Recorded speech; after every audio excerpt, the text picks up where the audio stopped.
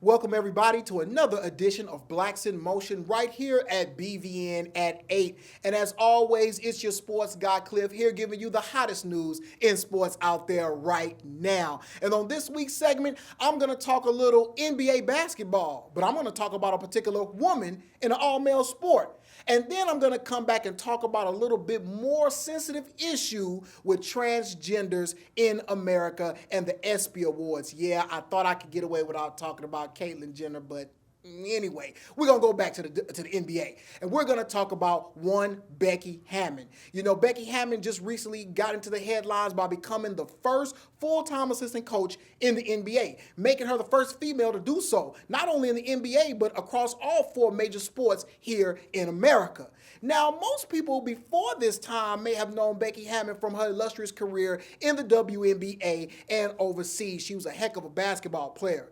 Well, she got injured late in her career when she played with the San Antonio Stars. She then sat in on meetings with the coaching staff from the Spurs and was actually prompted to give input.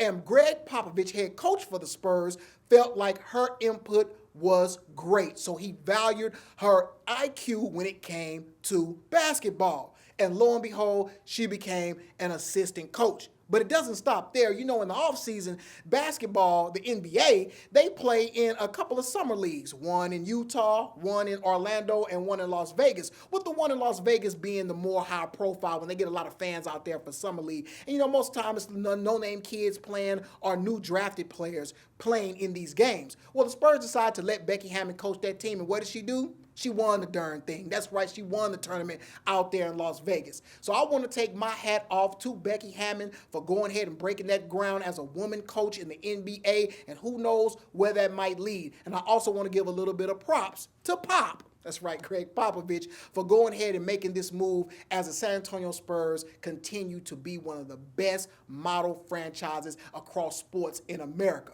So go ahead and stay logged on, and when we come back from the break, a little bit something more controversial, but we'll talk about the ESPYs and Caitlyn Jenner. Stay logged on.